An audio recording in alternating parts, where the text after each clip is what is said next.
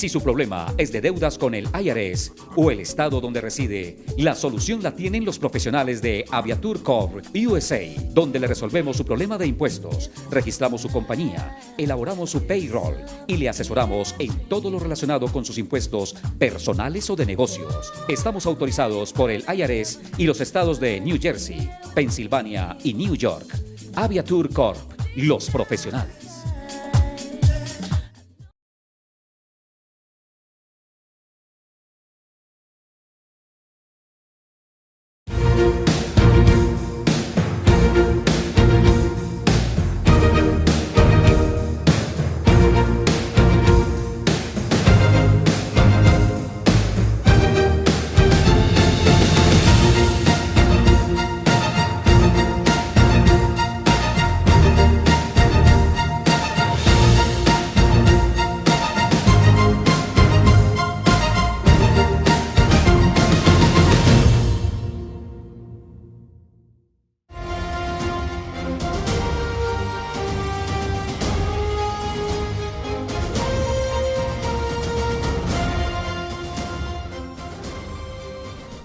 Bien, amables televidentes, muy buenos días de nuevo con Azteca Televisión en su programa Temas, Debates y Algo Más, que emitimos todos los domingos a partir de las 11 de la mañana a través de su canal 39, desde la ciudad de Nueva York para los estados de New Jersey, Connecticut, Pensilvania y Nueva York. Hoy vamos a tener una entrevista muy agradable y muy informativa para todos nuestros televidentes aquí en Temas, Debates y Algo Más. Bien, amigos, tal como lo anunciamos al comienzo, hoy tenemos un programa muy informativo referente a las leyes de inmigración en los Estados Unidos, lo que está ocurriendo, las regulaciones que están siendo tomadas en contra de inmigrantes, en este caso que vamos a hablar hoy por puntuación, ciudadanos norteamericanos que obtuvieron la ciudadanía a partir del año 90 y hasta este momento. Una comisión del Departamento de Justicia de los Estados Unidos se encargará de buscar quiénes ocultaron información o quiénes pusieron información que no era adecuada. Para esto voy a saludar a la abogada Claudia Bernal, un favor grande que nos hace al estar hoy presente en Azteca Televisión en Temas, Debates y Algo Más. Bienvenida, doctora. Muchas gracias, Jeffrey. Encantada de estar con usted y con toda la audiencia que nos acompaña el día de hoy. Como usted lo ha anunciado, va a ser una conversación bastante fructífera. Doctora Bernal, recientemente el gobierno federal dice que está poniendo en vigencia una norma que obviamente no ha sido establecida por el gobierno del presidente Trump, sino que viene de años atrás, como es la junta que fue designada para investigar todos los posibles casos de fraude dentro de las aplicaciones por naturalización que han venido llevándose adelante y que escogieron como a partir del año 90, ¿fue, doctora? Aproximadamente, así es. Ok. Cuéntenos, doctora, dígale a los televidentes, ¿quiénes podrían estar en peligro de perder la ciudadanía estadounidense? ¿Cómo no? Esta unidad investigativa ha sido creada con el propósito de revisar expedientes de personas que ya son ciudadanas de los Estados Unidos. Estamos hablando de gente que puede tener más de 20 años como ciudadanos, pero que omitieron información que la ley considera una información material. Y al decir material quiere decir información extremadamente importante y sin la cual esa aplicación no hubiera sido aprobada. Y esta se refiere básicamente a, por ejemplo, casos en los que aquel que obtuvo la ciudadanía lo hizo sobre la premisa de fraude o de haber omitido, por ejemplo, el haber sido sujetos de deportación en el pasado. Pero perdóneme la interpelo, doctora.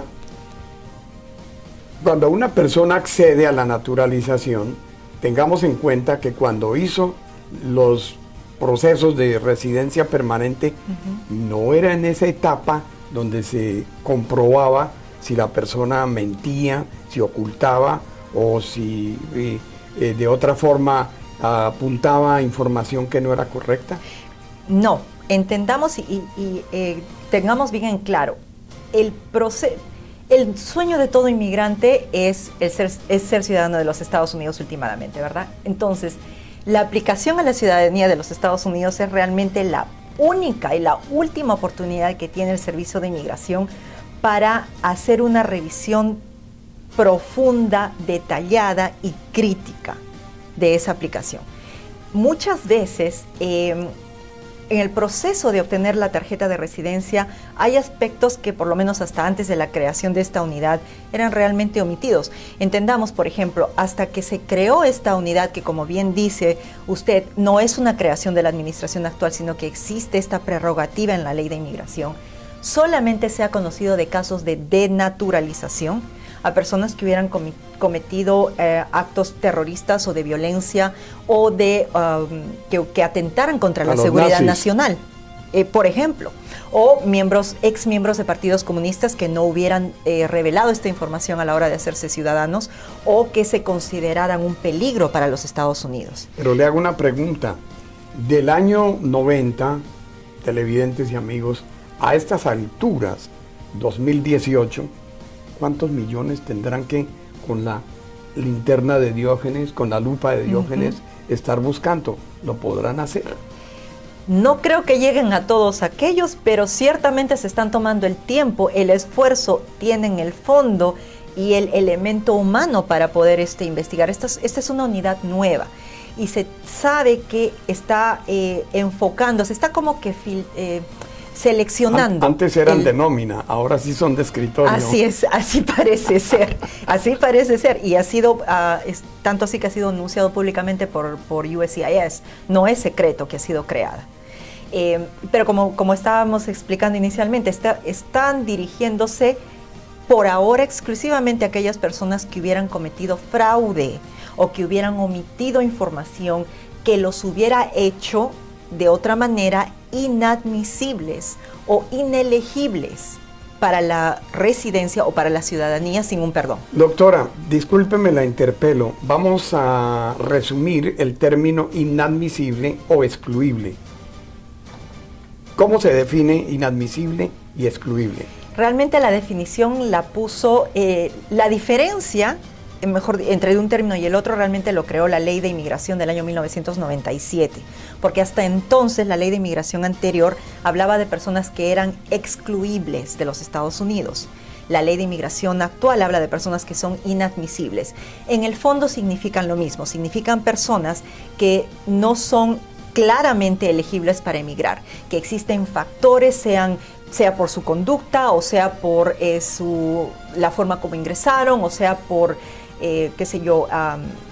cuestiones médicas o condiciones que la ley establece que hacen que estas personas no sean directamente elegibles para poder residir en los Estados Unidos y eventualmente hacerse ciudadanos. Perdóname que le hice el paréntesis en este tópico. ¿Quiénes admiten o a quiénes admiten para un perdón, a los inadmisibles o a los excluibles? A ambos, porque ahora, y le agradezco que me haga nuevamente la pregunta, hay otro grupo de personas que ya teniendo estatus dentro de los Estados Unidos son deportables o removibles. Son personas que han ingresado al país, sea con visa o que inclusive teniendo residencia, han cometido, por ejemplo, delitos o han abusado de sustancias controladas y por virtud de esa acción criminal o pseudocriminal son ahora removibles. Se les inicia un proceso para sacarlos del país. Pero la ley de inmigración contempla perdones. Y estos perdones se dan a aquellas personas que tengan familiares inmediatos en los Estados Unidos que los hagan elegibles para aplicar ese tipo de beneficios. Si una persona no tiene familiares inmediatos, ciertamente va a ser muy difícil que obtenga un perdón bajo la ley de inmigración. Regresemos a la desnaturalización, como estábamos antes, de nuevo disculpándome por la interpelación. Desnaturalización. Este es un proceso que prácticamente conlleva a que la persona pierda la nacionalidad estadounidense, pero al mismo tiempo pierde la residencia permanente. Bueno, el proceso de desnaturalización es un proceso que se hace en la Corte Federal. Entendamos, no son jueces de inmigración. No son jueces de inmigración. Este es un proceso que se inicia en la Corte Federal. Una vez que se va a retirar la ciudadanía a esa persona va a tener que enfrentar a un juez de inmigración. ¿Por qué? Porque si se entiende que la razón por la cual se le quitó la ciudadanía tiene directa influencia o directa conexión con la razón por la cual esta persona obtuvo la residencia, ahora lo que está peleando es por mantener su residencia. Entonces el efecto es doblemente grave, porque de buenas a primeras esa persona se ve siendo desnaturalizado y arriesgando su permanencia como residente en los Estados Unidos y prácticamente con un pie fuera del país. Nosotros podíamos entender que anteriormente las cortes de inmigración eran demasiado morosas, lo que determinamos en derecho como morosidad judicial, que los jueces tomaban los casos y prácticamente dormían con ellos. No había ninguna decisión de fondo, y por el contrario, se sometía a cambios de fechas para que la persona hiciera una presentación de su caso frente a un juez. Actualmente, según el gobierno, se han incrementado el número de jueces de inmigración para que muchos de los que están bajo solicitud de asilo, refugio, ajuste de estatus, negado ya, obviamente un ajuste de estatus negado, que tienen que encarar al juez de inmigración, lo hagan de manera veloz. Es lo que llamamos un fast track. Es cierto, y esto se ha producido como efecto de un discurso que recientemente dio el fiscal general a una nueva generación de jueces de inmigración, donde se les ha impuesto cierta cuota, cierto número de casos que deben resolver anualmente. Entonces ahora, y lo vivimos día a día en las cortes de inmigración, y ciertamente se nota el cambio porque en muchas circunstancias se extendían los plazos o se daba oportunidad tal vez para probablemente tratar de buscar otras alternativas u otros beneficios de inmigración en corte mientras estaba el proceso en camino. Ahora no, ahora los jueces están fijando fechas. Sobre todo están enfocándose en aquellos casos que ya son muy antiguos. No hay casos que están, como bien me dice, sentados ahí en el expediente del juez por años de años, 4 o 5 años. Eso ya es extremo. Eso es extremo. Los jueces están fijando fechas bastante más cercanas a la fecha de la audiencia en la que uno está, de lo que era en el pasado. He leído en algunas oportunidades la página de inmigración donde lo que llaman los jueces de inmigración y ustedes los abogados, Master Calendar, calendario maestro, donde la persona aparece al juez y al juez le dice: no, yo no tengo abogado, voy a buscar una asesoría legal, y el juez hace los cambios de fecha. Según tengo entendido ahora es, si la persona no tiene abogado y se presentó a la corte, I'm sorry, lo siento, usted va a enfrentar el juicio hoy. ¿Qué hay de cierto en eso? No es correcto, por lo menos en lo que es en nuestra experiencia acá en la Corte de Nueva York. Los jueces todavía están siendo considerados y dándole la oportunidad al denunciado, a la persona que está enfrentando el proceso de deportación, pero eso sí, es una sola oportunidad y se les advierte. Si usted, le voy a dar un breve tiempo. Ahora, el plazo que están dando de nuevo es bastante más corto de lo que solía ser. ¿Cómo cuánto? Estamos hablando de 2 semanas a 3, tal vez un mes, dependiendo también del calendario del juez, porque los jueces están cada vez teniendo más y más en sus calendarios, más y más audiencias, que aun cuando quisieran hacerlas expeditivas y a la velocidad del rayo, no tienen que ver la forma de manejar el calendario, pero sí se está dando una oportunidad y se les advierte: si la próxima vez usted no viene con abogado, vamos a proceder como está. Bueno, las personas que son desnaturalizadas y enfrentan el juicio de deportación ante las cortes de inmigración, ¿serán privadas de la libertad o podrán ejercer el derecho a la libertad para defenderse en las cortes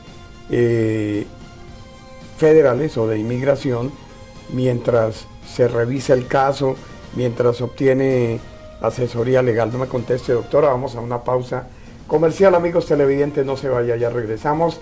Estamos con la doctora Claudia Bernal, abogada especializada en asuntos de inmigración. Es muy importante, no se vaya.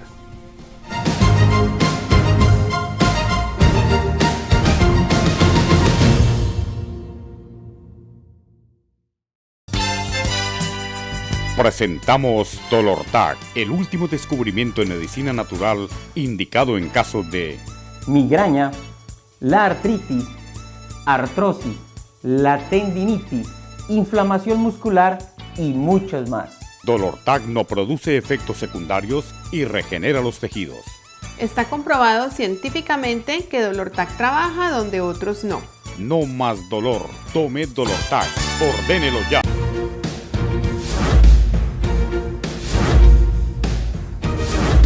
Muchas gracias por estar con nosotros nuevamente.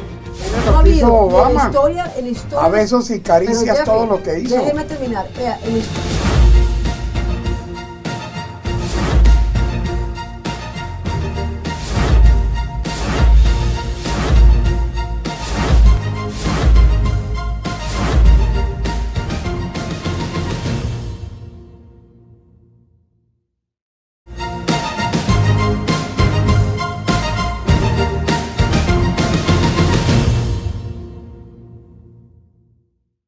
Bien, amigos televidentes, regresamos nuevamente a temas, debates y algo más, aquí en Azteca Televisión, con el gusto de tener a la doctora Claudia Bernal en el día de hoy, abogada especializada en asuntos de inmigración, para que nos dé una visión sobre aquellos temas que aún se desconocen, ya que se está explotando con este tipo de comentarios que hay, rumores que van a deportar 18 millones, que ya salieron del país 30,000 por remoción de la naturalización. Hay un poco de rumores que en realidad lo único que acrecentan es la ansiedad de quienes de pronto pueden estar pensando que algo ocultaron o que dijeron algo que no era lo correcto. ¿Qué hay de cierto también que esto no conlleve a que las cortes remuevan la naturalización a alguien que, por decir, puso algo que había hecho que no hizo, pero que no es relacionado con crímenes o cosas así? Yo creo que también debe de haber cierta flexibilidad para que estas personas no sean privadas de la ciudadanía. Sí, como estábamos comentando inicialmente, el fraude, vamos a llamarlo por su nombre, el fraude, ¿ok? O la omisión de información debe ser material, y no todo es material. ¿Qué es material, No, doctora? material es algo que hace algún elemento, alguna información, algún hecho que hace que la aplicación para la residencia sea aprobable o no sea aprobable. Le voy a dar un ejemplo de lo que es material para ser más concreto. La persona llega del país, sin decir nombres, un caso que estamos justamente resolviendo ahora. El cliente llega de Mauritania en el año 1998. Aplica a asilo. Cuando una persona ingresa en el sistema de inmigración, aplicando asilo, por ejemplo, se le da un número de registro que se conoce como un número de alien. Esta persona pasa por el proceso de deportación, por el proceso del asilo. Se le niega el asilo en la oficina de asilo, es referido a la Corte de Inmigración. En Corte de Inmigración, esta persona pierde su caso y el juez de inmigración ordena la deportación. Ordena la deportación bajo ese número de registro, ese número de alien. La persona no se va, se queda en los Estados Unidos, ignora la orden de deportación y pasan los años. Y esta persona conoce y se casa con una ciudadana americana. A la hora y habría entrado con visa. Ok, vamos a poner este escenario todavía más claro. La persona de la que estamos hablando entró como turista. Bajo la ley de inmigración, aquel inmigrante, aquella persona que llega con admisión, con visa, sea de estudiante o sea de turista, y se casa, se convierte, con ciudadano se convierte en familiar inmediato y por ende puede aplicar a la residencia estando dentro del país. Pero ¿qué pasa? Esta persona omite en su aplicación la deportación que tuvo 2 años atrás o 3 años atrás. Esta es una omisión material. ¿Por qué? Porque la ley de inmigración dice que cualquier persona que haya tenido una orden de deportación previa no puede hacer su residencia en el país. Tiene que seguir un proceso paralelo. Tiene que pedir un perdón, tiene que irse fuera del país, esperar una entrevista en el consulado, cualquiera sea la circunstancia. O sea que ya el ingreso con una visa ya quedó eximido para que la persona se beneficie del ajuste de estatus. Correcto. En cualquier otra situación sí, pero no nos olvidemos que este señor ya tiene una orden de deportación. Y esa orden de deportación hubiera hecho que la aplicación para la residencia se niegue, porque no podía hacerlo, porque tenía la orden de deportación. Sin embargo, omite esa orden de deportación y logra su residencia, pero logra su residencia con un número de aliens diferente, otro número, un segundo número de registro, que se crea como efecto de su segunda aplicación. Han pasado los años e Inmigración ha descubierto esta representación o esta omisión de información material. Vamos a ver qué sucede. Es este tipo de casos. Eso es material. ¿Qué cosa no es material? Por ejemplo, la fecha de nacimiento que uno pone en la aplicación es un error tipográfico. El nombre con el que uno fue bautizado versus el nombre que aparece en el pasaporte, puede haber habido un cambio de nombre en el interín que la persona no reveló, pero que puede ser explicado. Son cosas menores, son cosas como esta. Lo primero es grave, lo segundo no. Y puede justificarse, puede corregirse. Y eventualmente, si es que no se llega a corregir en el momento de la desnaturalización, se corrige frente a un juez de inmigración. ¿Qué tiempo podría llevar una persona desde el momento que el Departamento de Justicia le notifique que su caso va a ser referido a un juez federal para remoción de la naturalización? ¿Qué tiempo podría llevar tardar de dar inicio a la audiencia? Pues puede darse casi inmediatamente o dentro de los primeros 6 meses de que esta persona es notificada. Tiempo durante el cual pues tendrá que ciertamente buscar una muy buena defensa o hacer planes necesarios para lo que venga a suceder luego. Bueno, vamos a pasar al otro punto, que es el DACA. El DACA fue una acción diferida de beneficio para los chicos que entraron con sus padres en edad menor de 15 años y que entraron antes del 2005. 2007. 2007. Gracias, doctora. Usted es la abogada. Ok. Se termina el DACA, pero nos enteramos que hay demandas federales que han tenido éxito porque jueces han suspendido la decisión del gobierno federal y por el contrario han ordenado que se continúen renovando. Últimamente leí, un juez ordenó que se continúe recibiendo aplicaciones para casos nuevos. ¿Esto es permanente? ¿O esto también podemos pensar que puede llegar como en apelación de instancia a la Corte Suprema? Eso es lo que esperamos, que llegue en apelación de instancia. Ahora, no olvidemos que DACA fue una orden ejecutiva que el presidente Obama emitió en el uso de sus facultades presidenciales. Y para salirse del paso. Y no está contemplado en la ley de inmigración. Si estuviera contemplado en la ley de inmigración, los términos en los cuales se emite no podrían ser debatidos, no podrían ser cuestionados.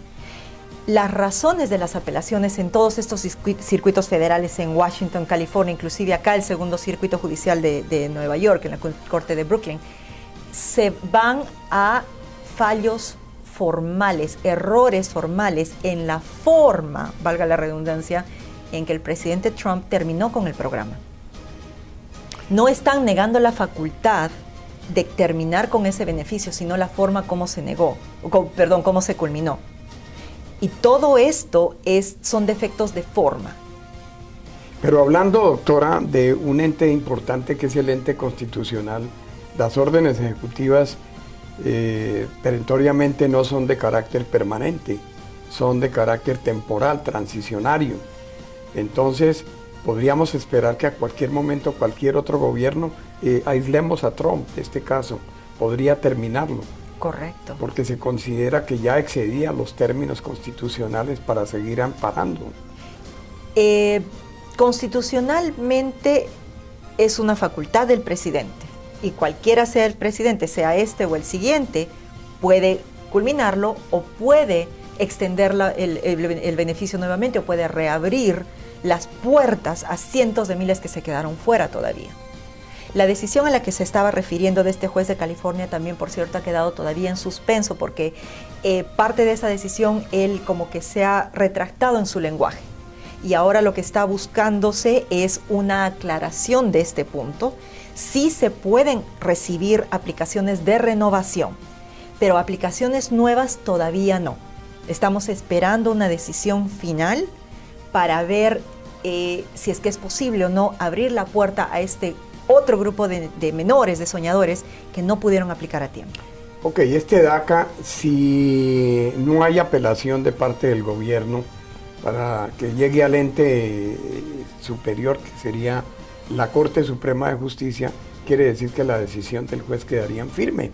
Así es, quedaría en firme. Claro, esa decisión del juez de la Corte Superior o del Circuito Federal va a ser ciertamente apelada por el Departamento de Justicia y entonces es que nos veremos en la Corte Suprema. Vamos a otro corte comercial, doctora Claudia Bernal, y regresamos y vamos a hablar sobre el TPS, aquella decisión que en carácter a muchos problemas que afectaron a varios países, el gobierno de turno concedió este estatuto de protección temporal. No se vaya, que ya regresamos aquí en Temas, Debates y Algo Más a través de Azteca Televisión, canal 39.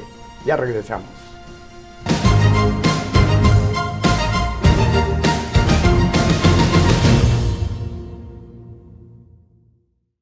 ¿Quieres pasarla bien en familia y saborear la exquisita comida centroamericana y lo mejor en mariscos? Tienes que venir. Bienvenidos a Los Antojitos, su restaurante favorito en Plainfield. Con platos que te harán regresar a tu tierra. Carne asada estilo guatemalteco, pollo con tajada, pupusas, parrillas guatemaltecas y desayunos típicos centroamericanos. Además contamos con servicio a domicilio y un amplio salón para eventos. Visítanos en 25 Watson Avenue, Plainfield, New Jersey. Teléfono 908-222-8009. Los Antojitos Restaurant. Si su problema es de deudas con el IRS o el estado donde reside, la solución la tienen los profesionales de Aviatur Corp USA, donde le resolvemos su problema de impuestos, registramos su compañía, elaboramos su payroll y le asesoramos en todo lo relacionado con sus impuestos personales o de negocios. Estamos autorizados por el IRS y los estados de New Jersey, Pensilvania y New York. Aviatur Corp, los profesionales. Los pollitos dicen pío, pío, pío, ahora tienen frío. La música me ha permitido viajar y conocer a gente muy especial, como los niños que están en St. Jude Children's Research Hospital. St. Jude provee tratamiento a niños con cáncer, como Valeria. Las familias nunca reciben una factura de St. Jude por nada. ¿Lista para grabar? Sí, a la 1, a la 2, a la 3. Dona en hospitalsanjudas.org o compra donde veas el logo de...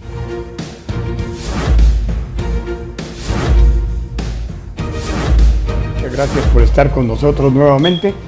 No ha habido Obama, en la historia, a besos y caricias todo lo que hizo. Déjeme terminar. Vea,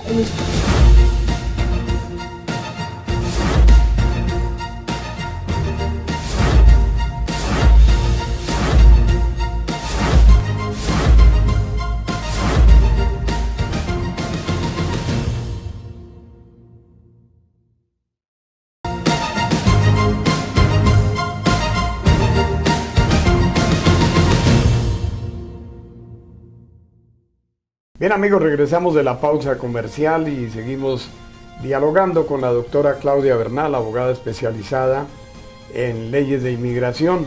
Y qué bueno que estamos tocando este tema que es muy importante y ha sido un factor de bastante confusión entre la comunidad hispanoparlante debido a que personas que carentes de conocimiento sobre este tipo de leyes hace apreciaciones que en la mayor parte son equívocas. Por eso insistimos en que cualquier pregunta, cualquier situación para poder determinarse su calidad, su grado de seriedad, debe consultarse con un abogado especializado en este tipo de casos.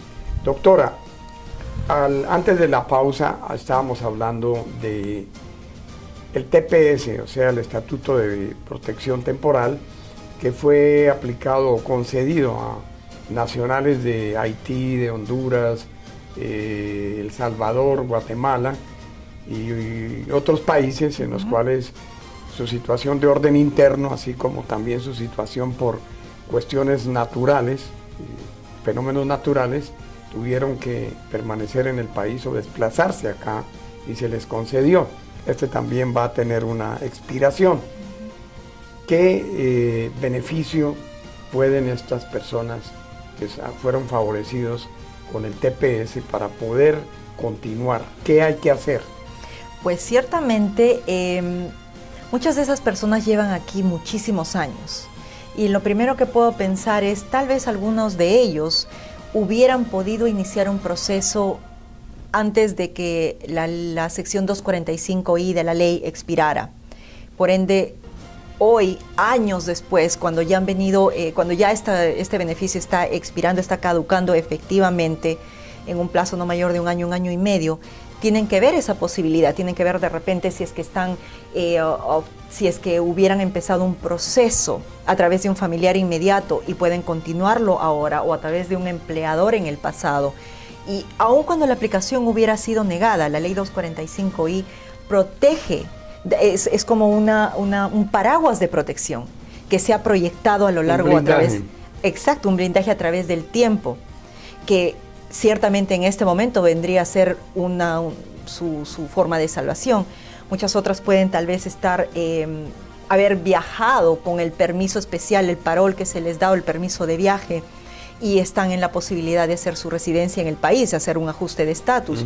Muchos de ellos tal vez están viviendo bajo la jurisdicción del 9º Circuito Judicial, donde, como sabemos, el TPS es considerado una admisión legal, entonces están listos para poder hacer su residencia. Pero esto solamente funciona en el 9º Distrito Judicial, lamentablemente. Ok, aquellos que son padres de menores que justo alcanzan a cumplir 21 años y que estuvieron protegidos por el TPS. Estos chicos pueden brindarle la petición a los padres para que pasen a ser residentes legales, pero ¿cuál sería el proceso?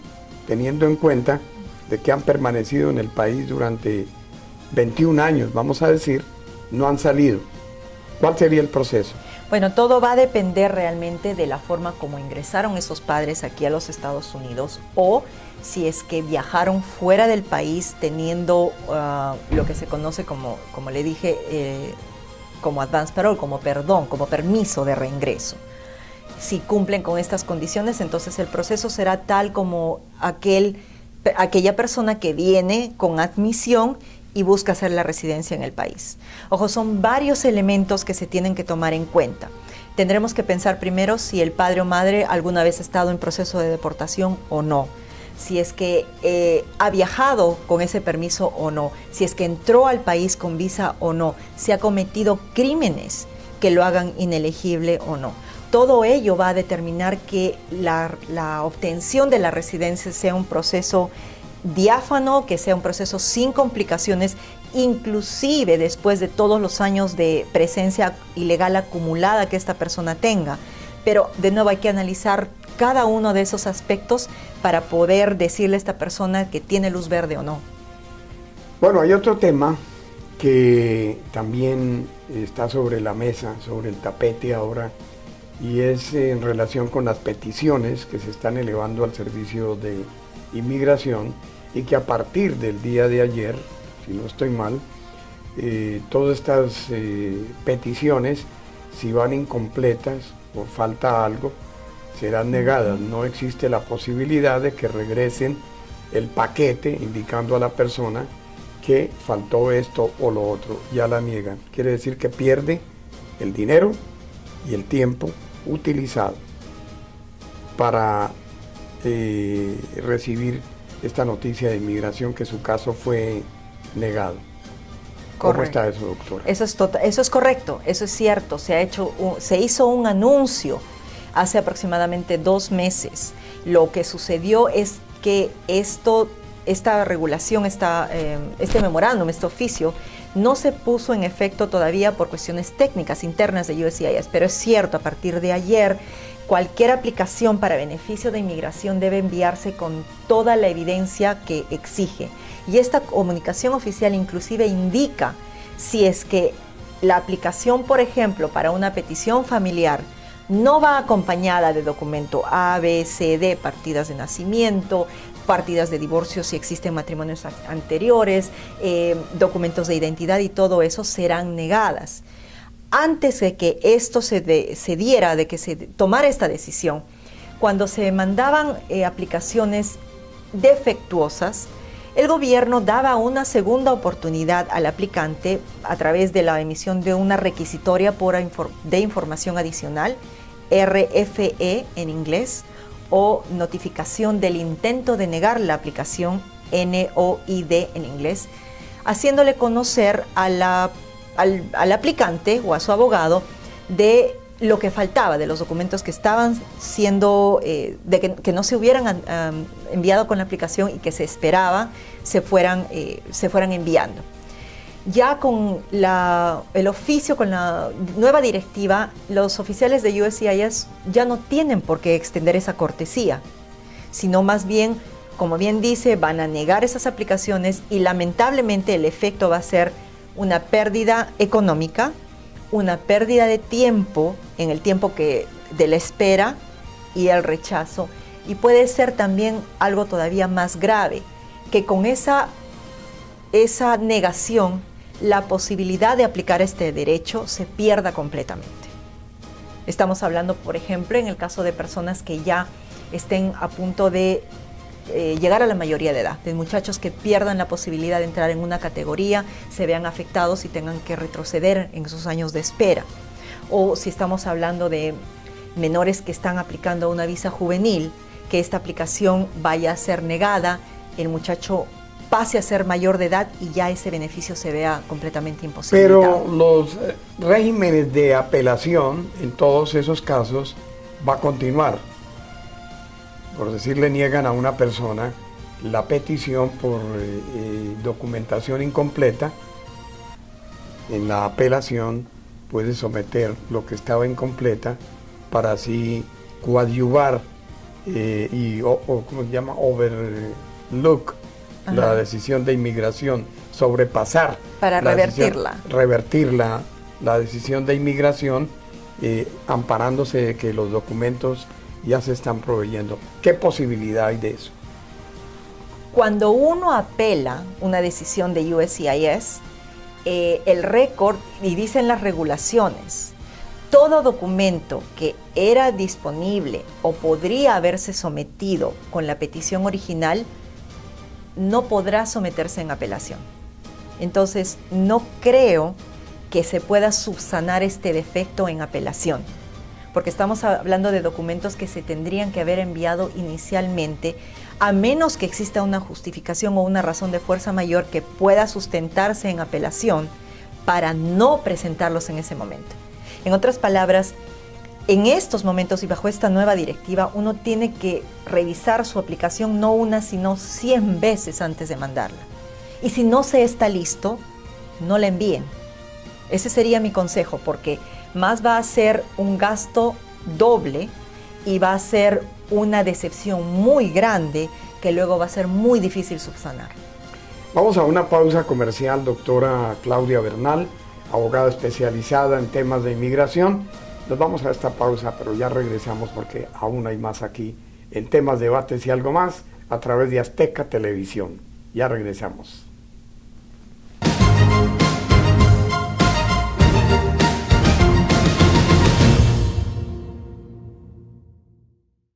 ¿Quieres pasarla bien en familia y saborear la exquisita comida centroamericana y lo mejor en mariscos? Tienes que venir. Bienvenidos a Los Antojitos, su restaurante favorito en Plainfield. con platos que te harán regresar a tu tierra. Carne asada estilo guatemalteco, pollo con tajada, pupusas, parrillas guatemaltecas y desayunos típicos centroamericanos. Además contamos con servicio a domicilio y un amplio salón para eventos. Visítanos en 25 Watson Avenue, Plainfield, New Jersey. Teléfono 908-222-8009. Los Antojitos Restaurant. Si su problema es de deudas con el IRS o el estado donde reside, la solución la tienen los profesionales de Aviatur Corp USA, donde le resolvemos su problema de impuestos, registramos su compañía, elaboramos su payroll y le asesoramos en todo lo relacionado con sus impuestos personales o de negocios. Estamos autorizados por el IRS y los estados de New Jersey, Pensilvania y New York. Aviatur Corp, los profesionales. Los pollitos dicen pío, pío, pío. Ay, antes pío. La música me ha permitido viajar y conocer a gente muy especial, como los niños que están en St. Jude Children's Research Hospital. St. Jude provee tratamiento a niños con cáncer, como Valeria. Las familias nunca reciben una factura de St. Jude por nada. ¿Lista para grabar? Sí, a la 1, a la 2. Dona en hospitalsanjudas.org o compra donde veas el logo de...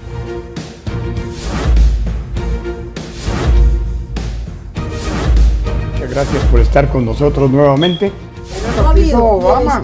en la historia, A besos y caricias todo lo que hizo. Déjeme terminar. Vea,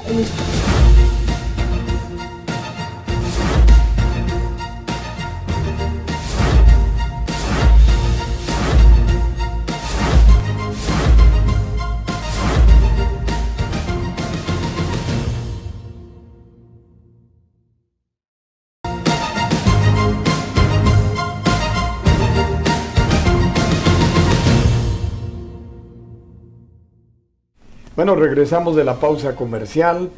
Como ustedes ya saben, estamos con la doctora Claudia Bernal, la abogada especializada en temas de inmigración, y qué bueno tenerla aquí en temas, debates y algo más, porque hay una confusión y una serie de rumores entre la comunidad hispanoparlante que desafortunadamente, doctora, alguien que tiene un problema consulta con el vecino o con el amigo, y generalmente el amigo se guía por una experiencia que tuvo, o el vecino. Entonces vamos a establecer que no todos los problemas migratorios son bajo las mismas premisas.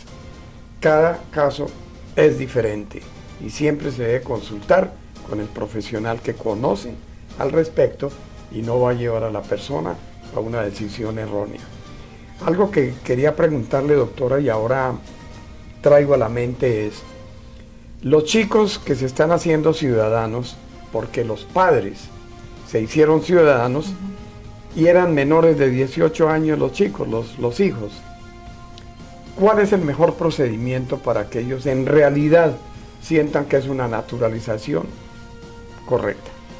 Bueno, es realmente un solo el procedimiento que se sigue cuando las personas, cuando estamos hablando de la ciudadanía de menores de 18 años, asumo que son hijos de personas que se han naturalizado, ¿ok?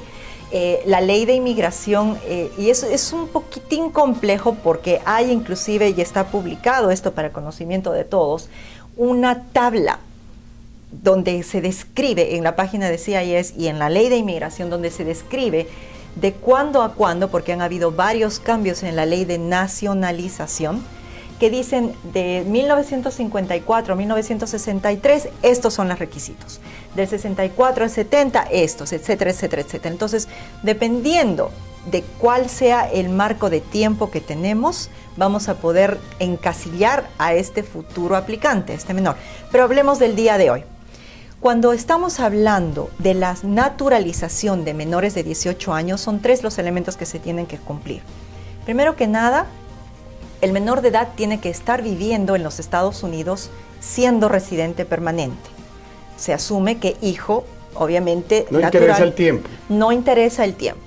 Tiene que ser hijo natural o adoptado del residente permanente que se está haciendo ciudadano. Una vez que el residente aplica a la ciudadanía y obtiene la ciudadanía, el hijo menor de 18 obtiene la ciudadanía por derivación. pero no es necesariamente automático. Este niño de 18 años va a tener que llenar su propia aplicación, pero es una aplicación ya menos compleja.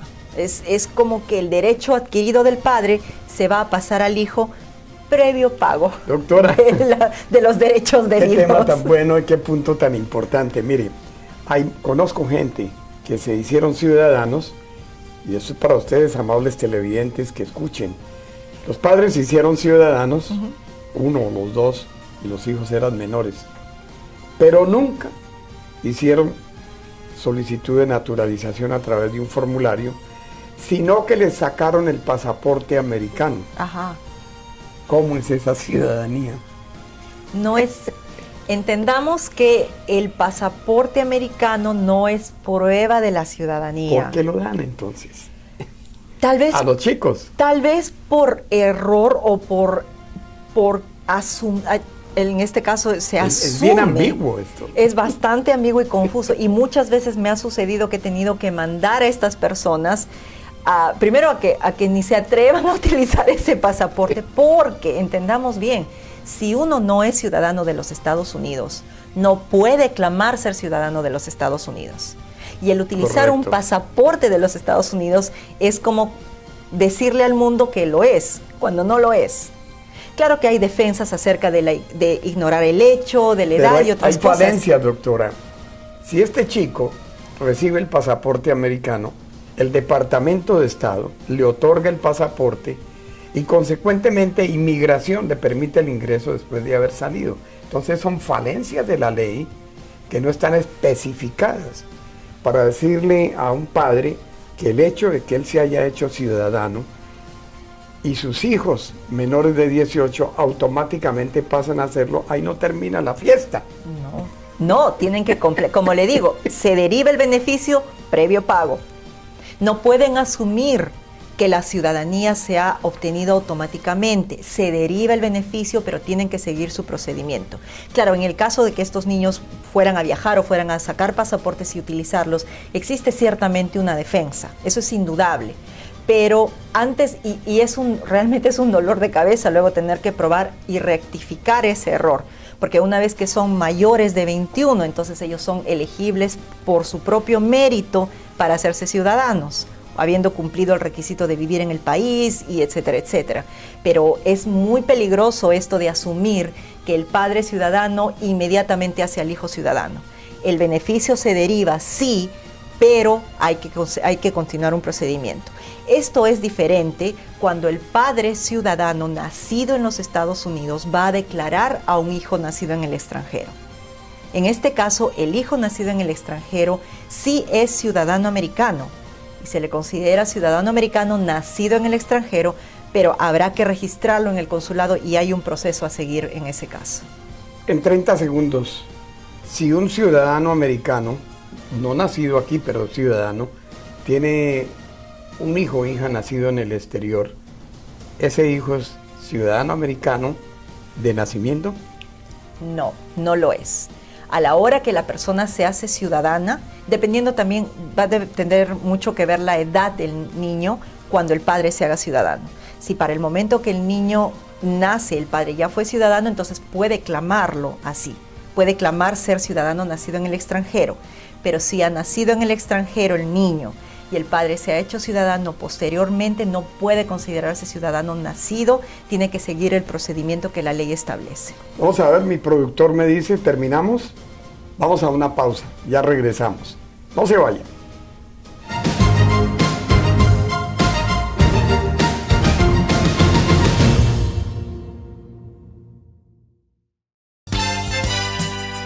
Presentamos Dolortag, el último descubrimiento en medicina natural indicado en casos de migraña, la artritis, artrosis, la tendinitis, inflamación muscular y muchas más. Dolortag no produce efectos secundarios y regenera los tejidos. Está comprobado científicamente que Dolortag trabaja donde otros no. No más dolor. Tome Dolortag. Ordénelo ya.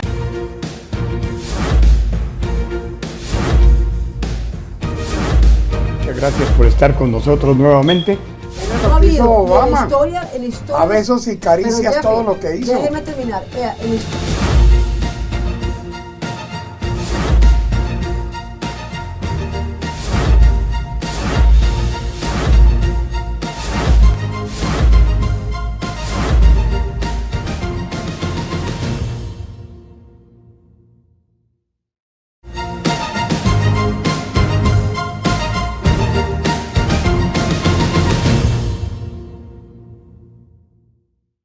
Bien, amigos televidentes, como todo en radio y televisión, el tiempo es nuestro peor enemigo, así hemos llegado al final de temas, debates y algo más, como todos los domingos a partir de las 11 de la mañana en Azteca Televisión, canal 39.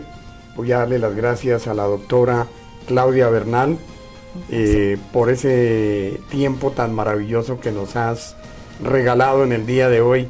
Nos has brindado para ilustrar a nuestros televidentes acerca de la temática con más problemas en este momento, como es la ley de inmigración. Le damos las gracias, doctora. Gracias. Ha sido usted muy amable por habernos ayudado en el día de hoy a resolver algunos temas que son de vital importancia. A ustedes, amables televidentes, de domingo a domingo a las 11 de la mañana, siempre llegamos a ustedes con lo más importante del periodismo, de los temas y los debates y mucho más. Les espero el próximo domingo a partir de la misma hora en este mismo canal de televisión, Azteca, canal 39. Gracias, hasta pronto.